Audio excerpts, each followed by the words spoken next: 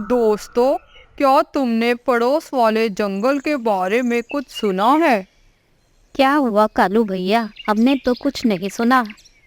हाँ, वैसे क्या सुना है तुमने कालू?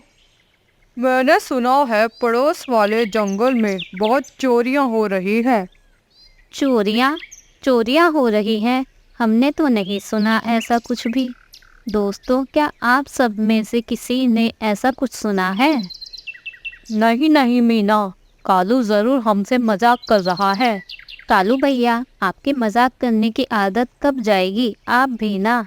नहीं नहीं दोस्तों, मैं सच कह रहा हूँ, कोई मजाक नहीं कर रहा।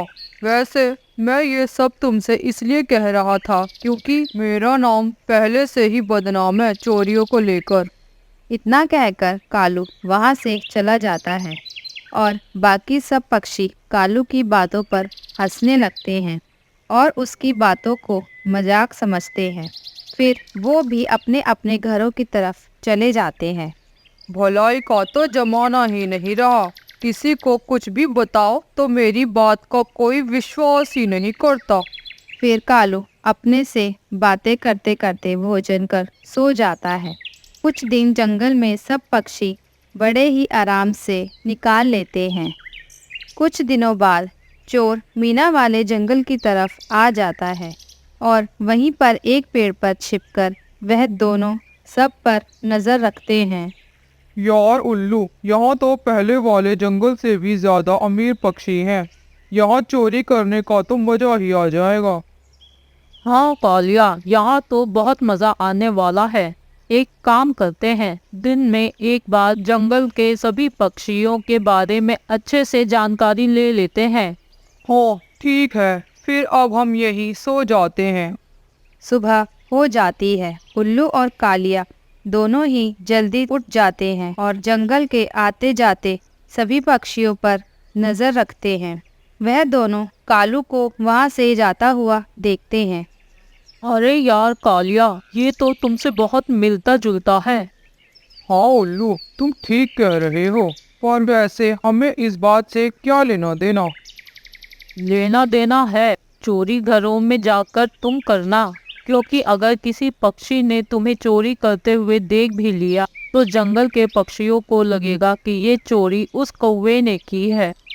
ये आइडिया तो बड़ा मस्त है दोस्त। दोस्त हो तो तुम्हारे जैसा। कालिया, पहले हम उस मोटे कबूतर के घर चोरी करने चलते हैं। ठीक है, चलो फिर। तुम जरा छिप कर रहना, चोरी करने में तो मैं वैसे भी एक्सपर्ट हूँ। अब तुम देखो मेरा कमाल। फिर वह दोनों गिल्लू कबूतर के घर की तरफ चले जाते हैं। गिल्लू कबूतर बाहर भोजन ढूंढने चला गया था और वो दोनों इस बात का बड़े ही आसानी से फ़ायदा उठा लेते हैं। अब कालिया गिल्लू के घर में जाकर उसकी तिजोरी से पैसे चुरा लेता है और तिजोरी को ऐसे ही खुला छोड़ देता है और वहाँ से चोरी की रकम लेकर चला जाता है। उल्लू भी उसके पीछे पीछे आ जाता है और कोई भी पक्षी उन्हें नहीं देख पाता। वाह यार, इस जंगल में पहले वाले जंगल से भी ज्यादा मजा है चोरी करने में। हाँ सच में, मैंने तो आज तक इतनी बड़ी चोरी कहीं नहीं की। अब हम यहाँ रहकर सबके घरों को खाली कर देंगे। वह दोनों गिल्लू के घर से चोरी कर बहुत खुश हो रहे थे। आगे कहानी देखने के लिए चैनल को सब्सक्राइब करें।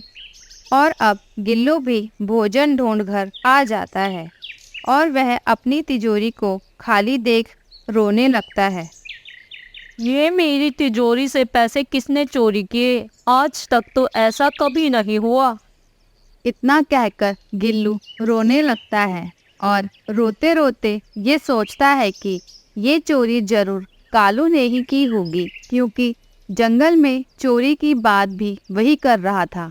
अब गिल्लू कबूतर कालू के घर जाता है। मीना भी वही होती है और वो कालू से बोलता है, अरे ओ कालू चोर, बता तूने मेरी तिजोरी से चोरी किए पैसे कहाँ रखे हैं? जल्दी बता दे, नहीं तो मैं पुलिस को बुलाता हूँ। पैसे? कौन से पैसे? और पुलिस को बुलाकर क्या करोगे? तुमने मेरे सारे पैसे चोरी किए हैं और कल तुमने चोर की बात जानबूझकर की थी ताकि तुम पर कोई शक ना करे। नहीं गिल्लू भैया, कालू ने ऐसा नहीं किया होगा। कालू अब सुधर गया है।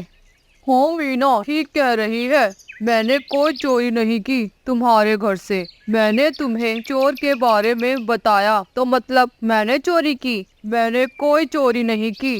तुम मेरे घर की तलाशी ले सकते हो। वह सब जल्दी से कालू के घर के अंदर जाकर कालू के घर की तलाशी ले लेते हैं, पर उन्हें वहाँ कुछ नहीं मिलता। अब गिल्लू रोध होकर बैठ जाता है और कालू से माफ़ी भी मांगता है।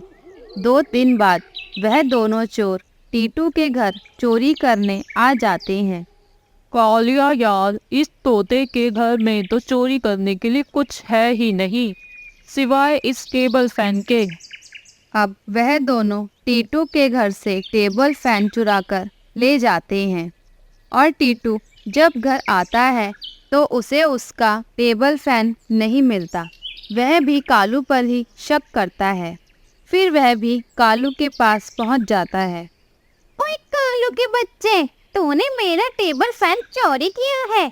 मुझे मेरा टेबल फैन वापस कर। ये लो जी, अब ये चोरी भी मेरे ही नाम पे। मैं क्या तुम्हें शक्ल से चोर लगता हूँ?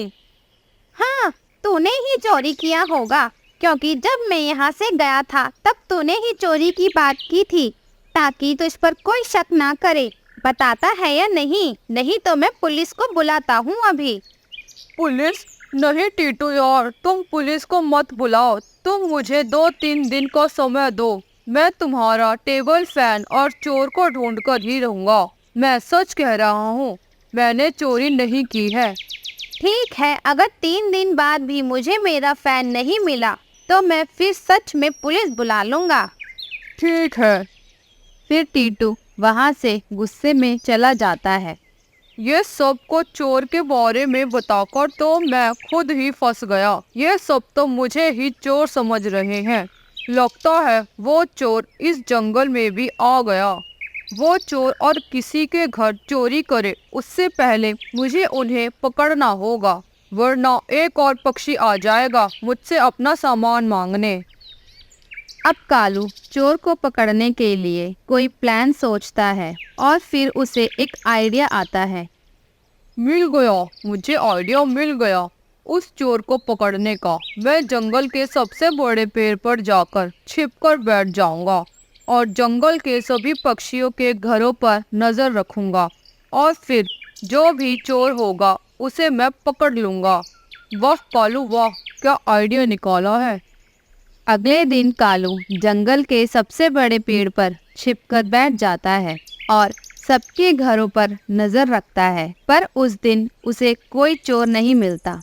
आगे कहानी देखने के लिए चैनल को सब्सक्राइब करें। फिर वह अगले दिन दोबारा उसी पेड़ पर जाकर बैठ जाता है। यार, आज उस चिड़िया के घर चोरी करने चलते हैं। अच्छा, तो वो छोटी चिड़िया के घर? हाँ, उसके घर भी कुछ तो अच्छी चीज चोरी के लिए जरूर मिल जाएगी। चलो फिर उस चिड़िया के घर। फिर वह दोनों मिलकर चिड़िया के घर चोरी करने चले जाते हैं। वह मीना के घर पहुंचने ही वाले थे कि कालू देखता है कि चोर एक नहीं बल्कि 2 हैं और उनमें से एक चोर उसके जैसा ही दिखता है। कालिया मीना के घर में चला जाता है और उल्लू एक पेड़ पर बैठ जाता है। ये तो बिल्कुल मेरे ही जैसा है। अगर जंगल में किसी पक्षी ने इन्हें देख लिया तो सच में मुझे ही चोर समझेंगे। ये मीना के घर से कुछ भी चोरी करे उससे पहले मैं इन्हें जाकर मीना के घर में ही बंद कर देता हूँ। ये दोनों तो अलग अलग हैं, ये तो और भी अच्छा है। इन्हें मैं आसानी से पकड़ सकता हूँ।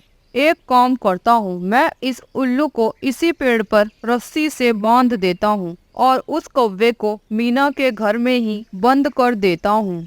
अब कालू जल्दी से जाकर रस्सी ले आता है और उल्लू को पीछे से जाकर रस्सी से बांध देता है। अरे ये तुम क्या कर रहे हो? छोड़ो मुझे, मैंने क्या किया है? छोड़ो मुझे। कालू उसकी बात का कोई जवाब नहीं देता और उसके मुंह पर पट्टी बांध देता है। अब कालू जल्दी से जाकर मीना के घर का दरवाजा बंद कर देता है। इतने में ही मीना भी बाहर से आ जाती है और कालू को वहां देख कहती है, कालू भैया, आप यहाँ क्या कर रहे हैं? आप चोरी तो करने नहीं आए थे मेरे घर। नहीं मीना नहीं, चोर तुम्हारे घर में चोरी कर रहा था तो मैंने उसे अंदर ही बंद कर दिया। क्या कहा आपने? चोर मेरे घर में है? हाँ मीना, लेकिन तुम अभी दरवाज़ा मत खोलना। हम पहले जंगल के सभी पक्षियों को बुला लेते हैं और मैंने दूसरे चोर को भी वो उस पेड़ पर बांधा हुआ है। ठीक है, तो आप यहीं रहे, मैं अभी सबको बुलाकर लाती हूँ। फिर मीना जल्दी से सबको जाकर बुला लाती है और सभी पक्षी अपने साथ लाठियां लेकर आ जाते हैं।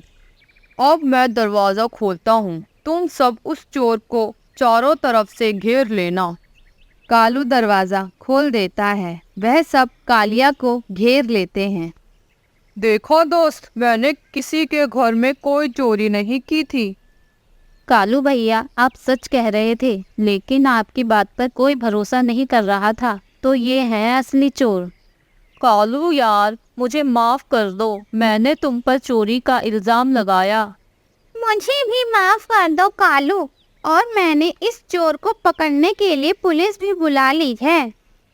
ये दो चोर है, इसका एक साथी उस पेड़ पर बंधा हुआ है, मैं उसे भी यहीं ले आता हूँ। फिर वह सब उन दोनों को एक जगह बांधकर लाठियों से मारने लगते हैं और इतनी ही देर में पुलिस भी आ जाती है। पकड़ लो पुलिस इन दोनों चोरों को, इन्होंने ही पूरे जंगल के पक्षियों को परेशान कर दिया है।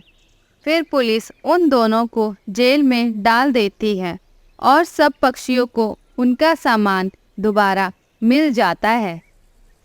प्यारे दोस्तों, और कहानियाँ देखने के लिए चैनल को लाइक, शेयर एंड सब्सक्राइब करना ना भूलें।